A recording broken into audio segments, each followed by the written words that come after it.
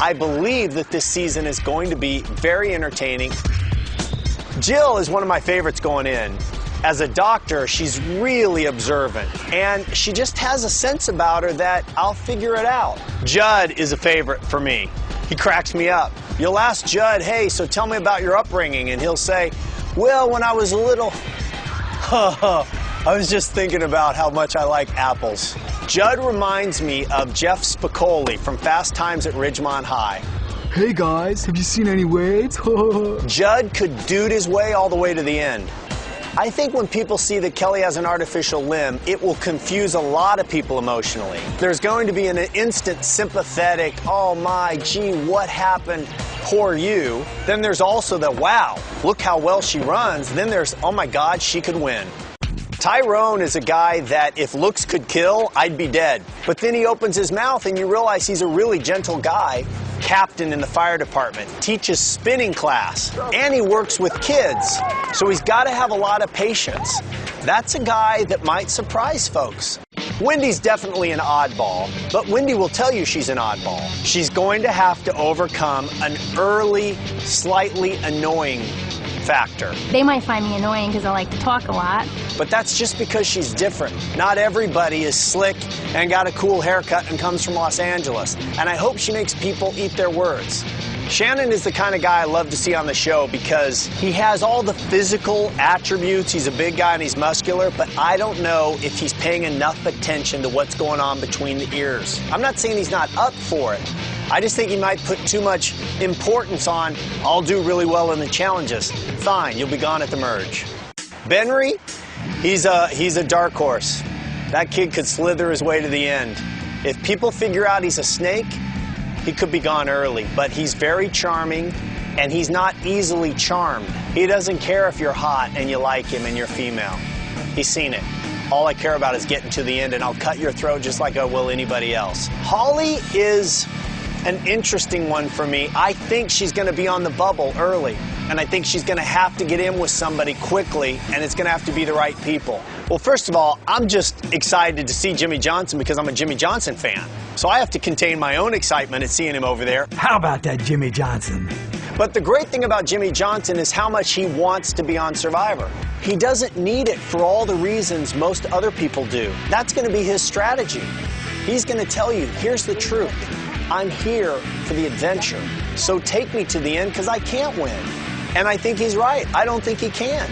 Unless he pulls out one of those great Newt Rockney speeches at the end and says, here's why you got to give me the money.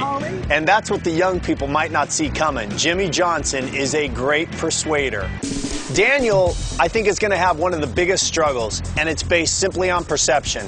He looks different than everybody else. You know, he slicks his hair back. He's got the funky chains. He's got a scar. He looks like a guy who's been in it. I've never been afraid of being tough. He looks like he grew up in Brooklyn's been in a few fights, which he has. So he's going to have to overcome first impressions, because if I was just looking at that group, I'd say, who doesn't fit?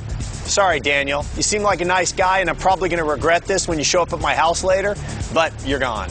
Sash's biggest obstacle is going to be the boulder that he wears on his shoulder. I don't know what's behind it, but I only know that every time I talked with Sash, he would say, Jeff, I'm from Harlem and you're not. You don't get it. I don't know what I don't get. I don't know what he's trying to tell me, but I know it's important. And I also know that when you're on Survivor, nobody cares. I hope Sash takes my advice, which was leave the political rhetoric at home, win the game, and then you'll have a platform to talk. But if he comes out telling everybody, listen to my story, you're gone.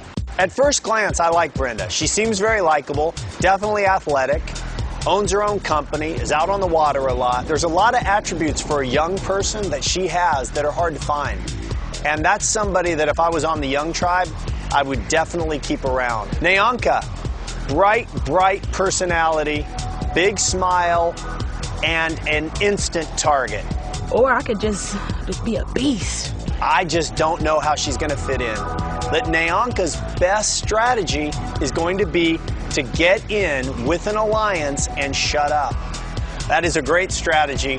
It's worked for a lot of people, and it could work for her. I like Marty. I think he's going to say a lot of fun, interesting things, probably some outrageous things. I think he might make some dumb moves, but he will make moves. We know Marty's a player. He will play this game, and I like him already for that. Chase is an odds-on favorite for me. I think he's got all the qualities that can get you to the end, and in a way that makes me want to still vote for you and give you the money. And I also think that the connection he has to his dad, who just passed away a couple of years ago, will play a part out here. I think Chase is going to draw on the inspiration he gets from his dad, and I really think he could be a force. Well, Eve has a lot going for her in life. Beautiful, mother. I don't know how much she has going for her in this game.